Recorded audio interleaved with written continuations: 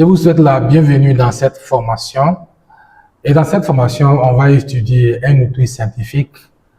Et avec cet outil-là, finir les conflits avec les parents et puis les enfants. Finir les conflits entre les parents et puis les adolescents. Et cet outil qu'on va étudier, je l'ai utilisé à maintes reprises pour accompagner les parents en coaching individuel.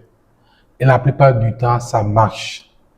Donc, on va voir comment comprendre et accompagner son enfant grâce au langage du comportement.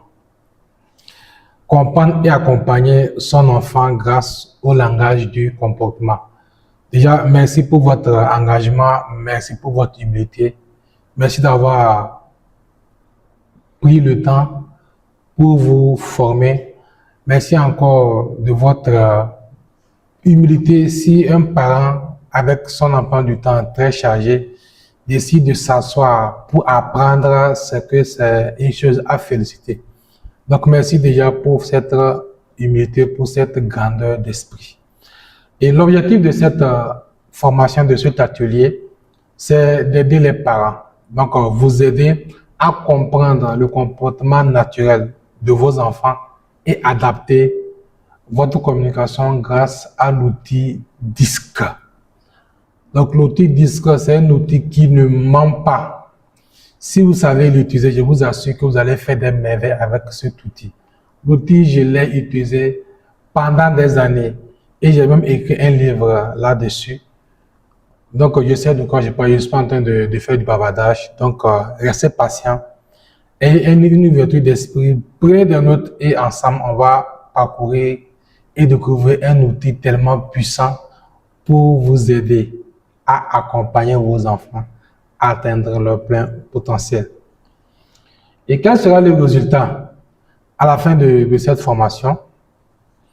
Donc, si vous allez appliquer sérieusement les outils, donc le premier bénéfice, c'est moins de conflits. Je n'ai pas dit qu'il n'y aura pas de conflits, il y aura toujours des conflits. Mais on va avoir moins de conflits, une meilleure communication avec nos enfants et un accompagnement adapté au tempérament de l'enfant. Donc voilà ce que vous aurez comme bénéfice à la fin de cette formation. Avant de commencer, qui suis-je concrètement? Je suis Korodo Aboul Anifou.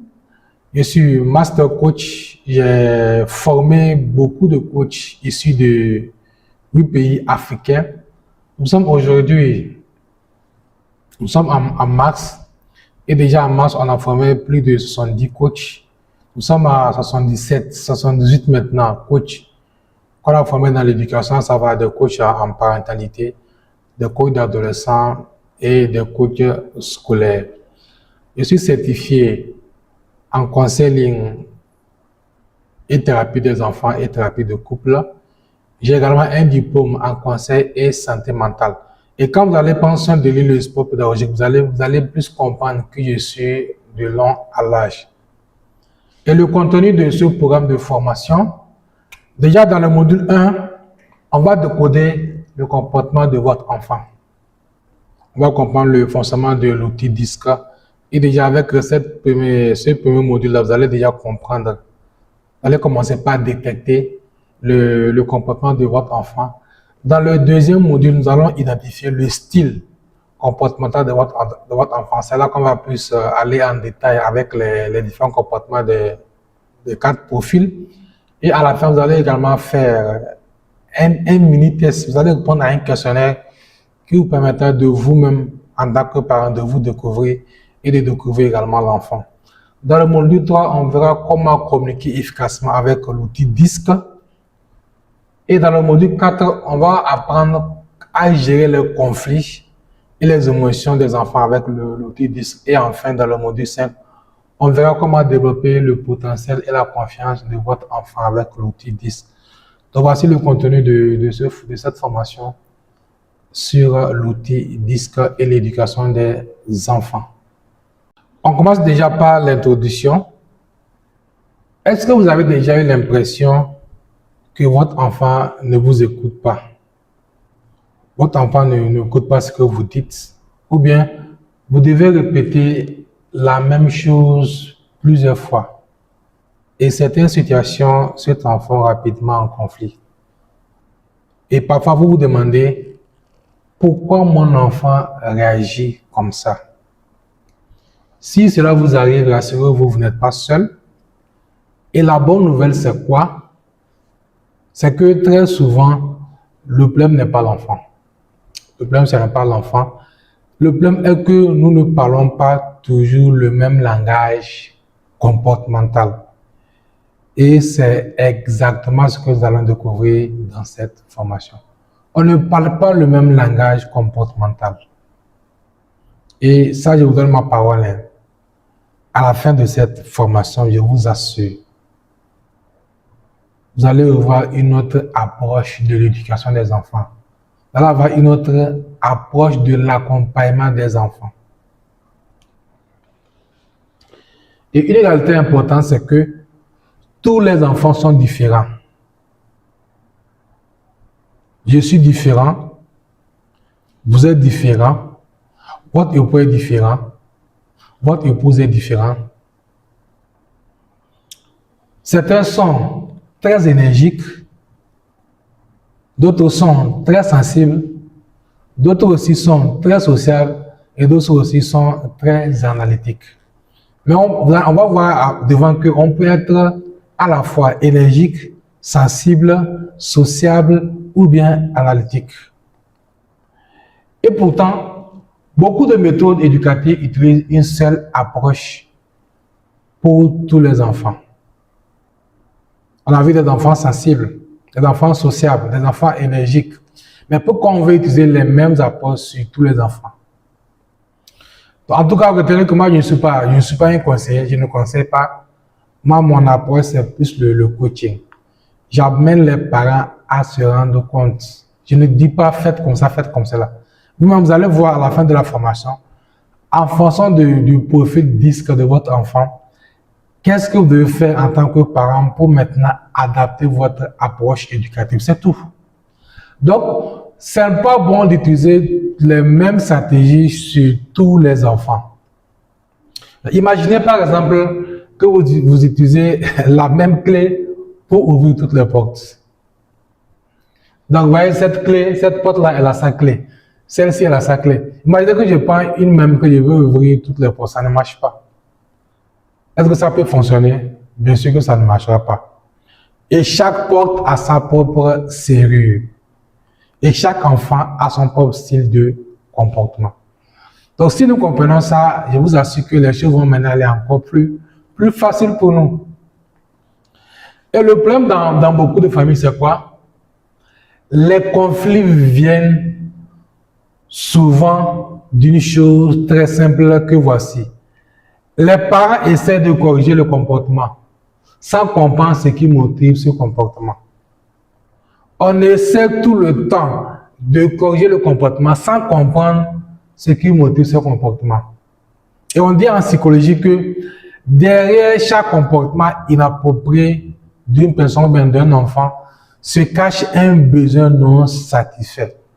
Donc lorsque nous disons que notre enfant se comporte mal, que mon époux se comporte mal, mon collaborateur se comporte mal, mon maman se comporte mal, c'est que si on fouille bien, c'est qu'il y a un besoin qui n'est pas satisfait de votre côté ou bien de l'autre côté.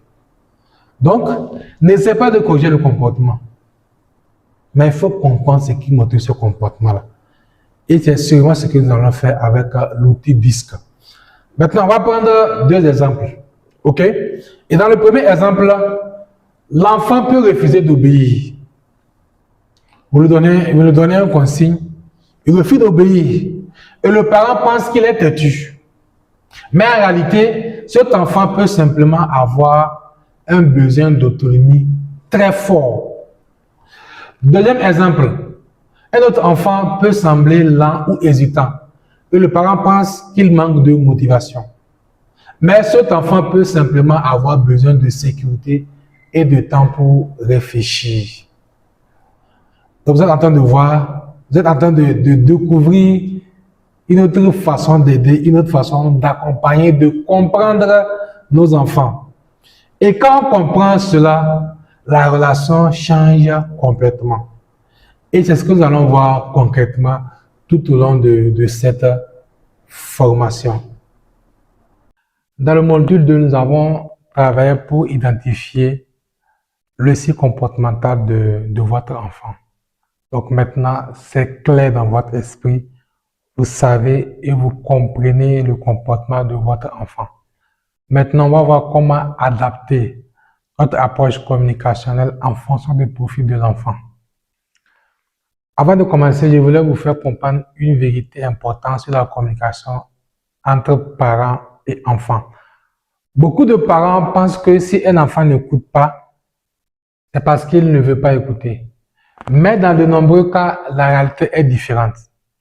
L'enfant n'entend pas le message de la manière dont le parent pense l'avoir exprimé. Autrement dit, le message est envoyé, mais il n'est pas reçu comme prévu. Et en communication, on dit que vous êtes 100% responsable de votre communication. Donc, si vous avez communiqué et que l'enfant n'a pas compris, et que l'enfant n'a pas écouté, c'est parce que vous avez mal compris en tant que parent. Que vous le comprenez, que vous l'acceptez ou pas, c'est la réalité qui est là. Donc, l'idée, c'est quoi? C'est de revoir notre approche communicationnelle. Pourquoi? C'est parce que chaque style comportemental reçoit et interprète les messages différemment. Ce que je vais dire et ce que l'enfant va recevoir, c'est autre chose. Donc voilà pourquoi ici, il faut comprendre ce qu'on appelle le behavioral flexing. Ça, c'est en anglais qui veut dire en français la flexibilité comportementale. Et c'est le principe clé pour pouvoir utiliser l'outil DISC pour communiquer avec nos enfants. Le principe clé pour pouvoir réussir l'outil DISC, de savoir l'utiliser pour communiquer avec nos enfants, avec nos collaborateurs, avec toute personne, c'est la flexibilité comportementale. Ça veut dire quoi? Ça veut dire qu'il faut adapter son comportement à la personne avec qui l'on communique. Donc, si je sais que mon enfant est de profil, il se comporte comme un profil rouge, je sais comment communiquer avec cette personne.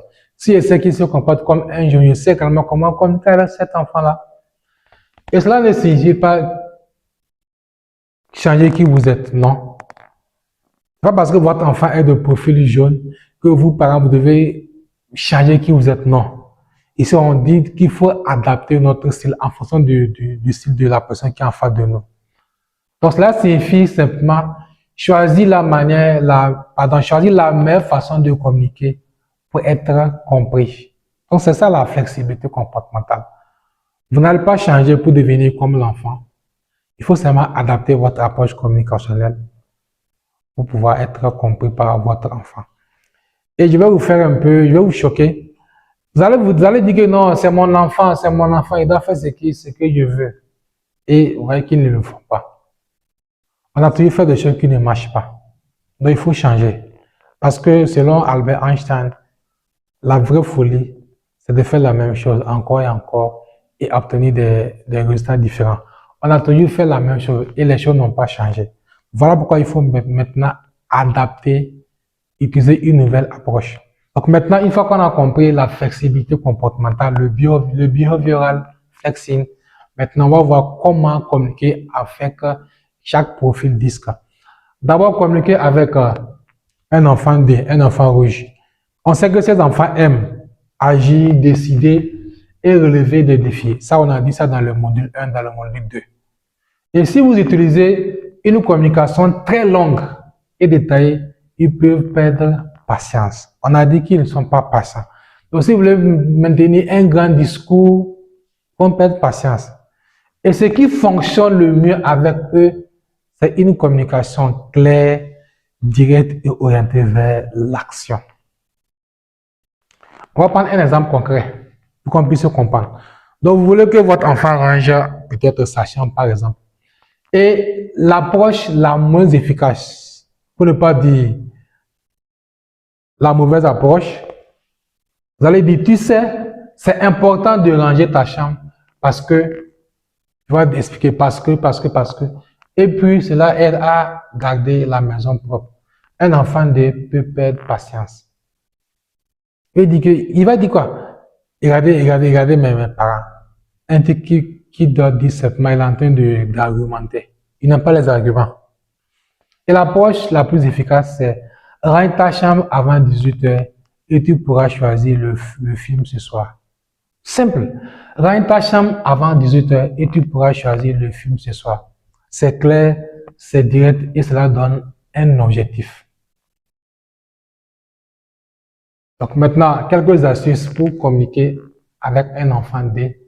Avec un enfant D, essayez d'être direct. On l'a dit, être direct, donner des choix et proposer des défis.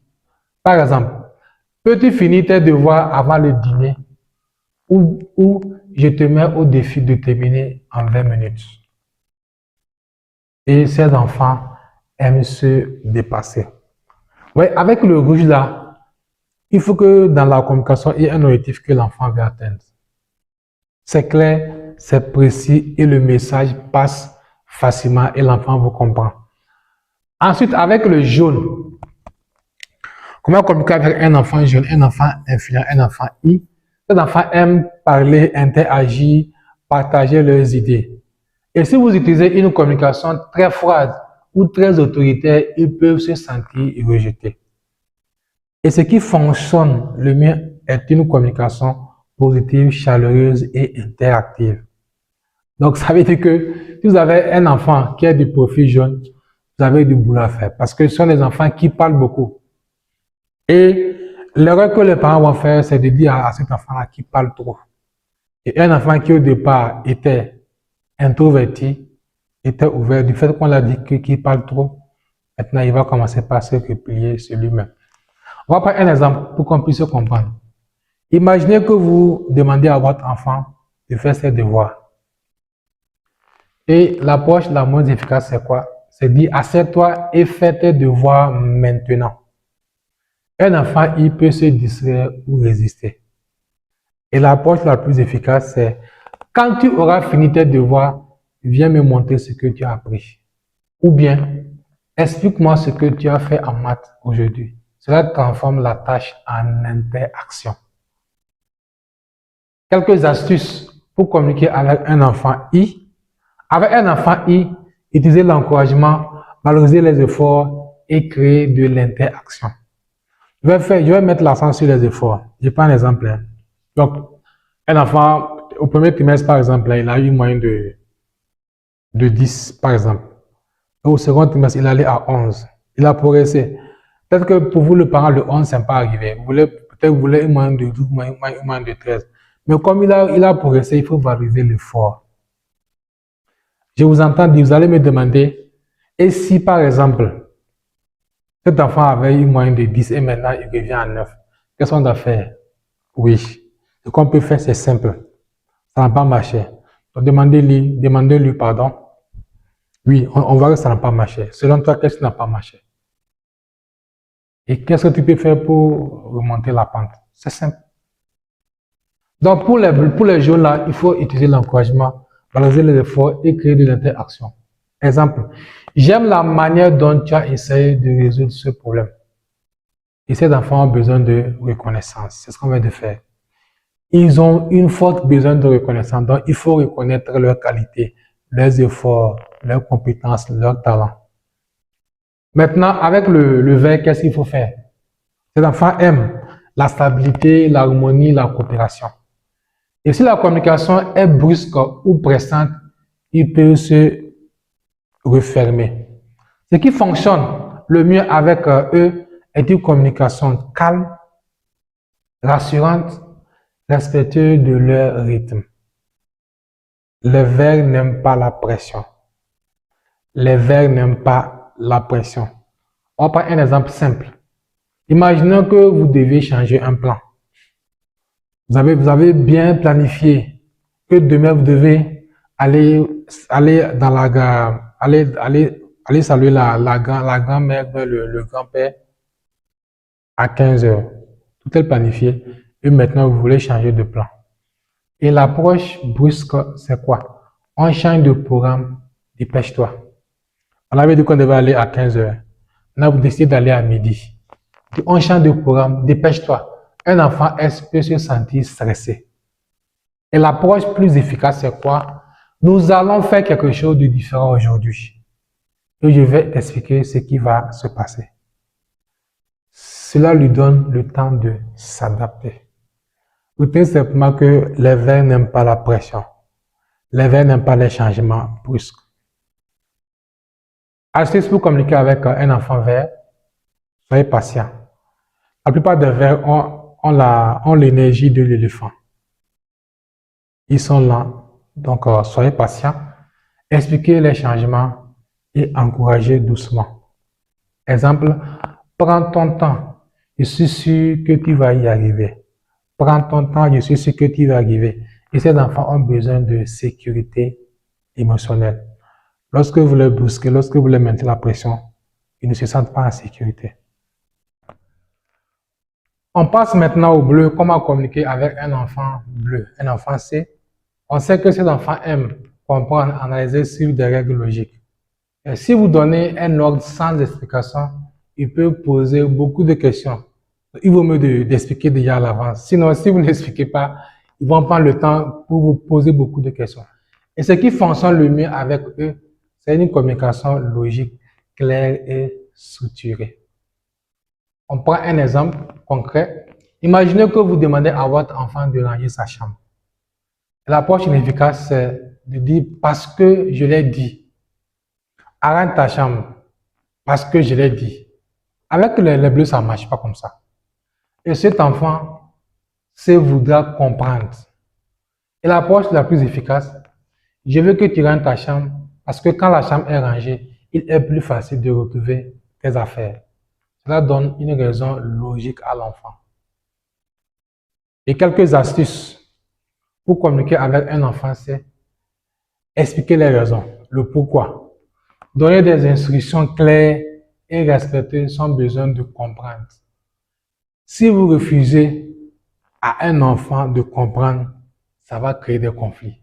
Parce que c'est son style naturel. On prend les choses avant de faire. Exemple, voici les 3 choses à faire avant de sortir. Voici les 3 choses à faire avant de sortir. Et ces enfants aiment la structure. 3 choses, et vous les citez. Ça, ça, ça. Et c'est clair pour lui. Une fois qu'on a compris comment communiquer avec les différents profils, on va passer à la phase pratique. Pensez à une situation récente où votre enfant peut-être, vous allez communiquer, votre enfant n'a pas bien fait les choses. Pensez à une situation récente avec votre enfant. Par exemple, vous avez dit par rapport aux devoirs, ou bien les rangements de sa chambre, ou bien les disputes. Vous allez essayer de voir ce qui s'est passé.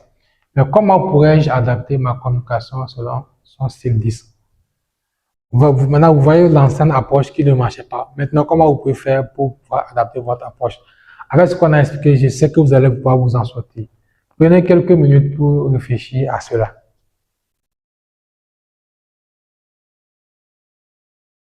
Et le message clé du module 3, le voici, pardon.